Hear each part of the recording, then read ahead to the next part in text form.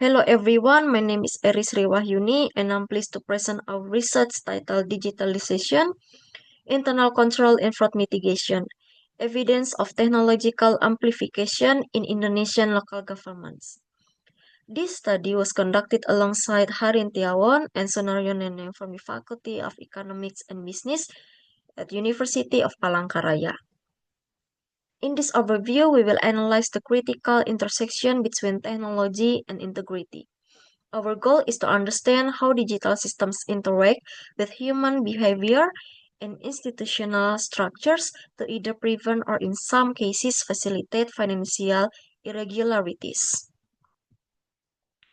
Digital transformation in Indonesia reached a significant turning point in 2019 with the issuance of Permendagri number 70 of 2019.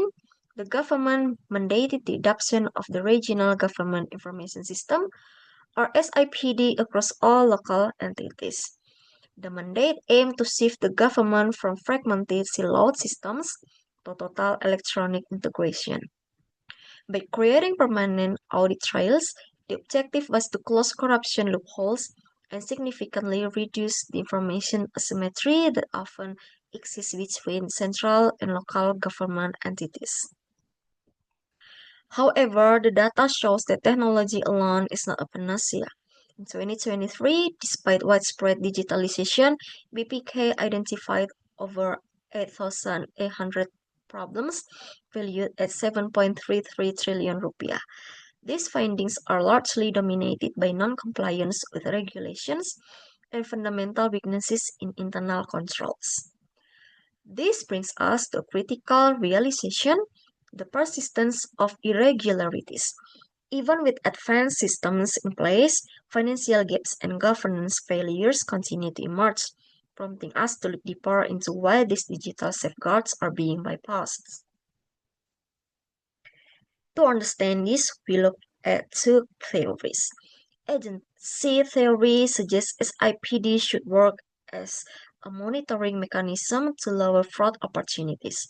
However, institutional theory suggests a phenomenon called decoupling, where an organization maintains a formal digital structure for external legitimacy while continuing manual or collusive practices behind the scenes. Fraud in a digital age is driven by three main factors: competence, where digital literacy is used to manipulate data; arrogance, the belief among high-ranking officials that controls don't apply to them; and pressure, such as fiscal demands that drive officials to manipulate financial reports. Our timeline shows the evolution of this nexus.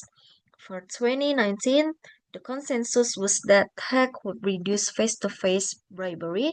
By 2022, skepticism grew as corruption appeared to sift upstream into the system themselves. Our 2024 study identifies this as the technological amplification of error. For our methodology, we use a quantitative explanatory design. We analyze a balanced panel of data from 480 districts and cities over 5 years, resulting in 2,400 observations. We employed fixed effects models and system GMM to ensure the robustness of our findings. Our model tracks fraud as the dependent variable measured by financial losses in BPK reports. We look at SPBA scores as the independent variable for digital maturity, with transparency as a mediator and the frequency of internal control weaknesses as our moderating factor. Empirical results.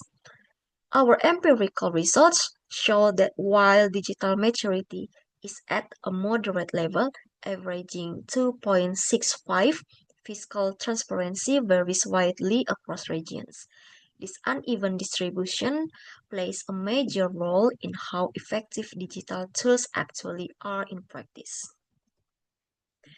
The regression data confirms that while SIPD and transparency generally reduce fraud, the interaction variable is key.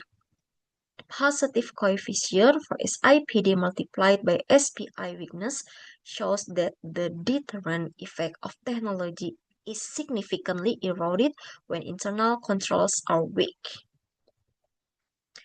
This leads us to the digital integrity paradox. Our conclusion is that in environments with poor internal control, technology does not deter fraud, it actually amplifies it. Digitalization is only as effective as the integrity of the people and processes surrounding it. We also identify a risk of administrative money laundering. This is where technology is used to legitimize fraudulent transactions through procedural compliance. Essentially, formal digital systems can be used to mask substantive misconduct, making corruption harder to detect. To combat this, we recommend moving toward data-driven audits using forensic algorithms. We must also integrate pre-input controls to prevent system legitimize markups and implement automated system locks that enforce compliance with audit recommendations. Finally, looking ahead, we need to explore the behavioral aspects of how bureaucrats resist digital constraints. Future research should utilize digital ethnography to study cyber fraud and develop predictive models for high-risk jurisdictions. Thank you very much for your time and attention.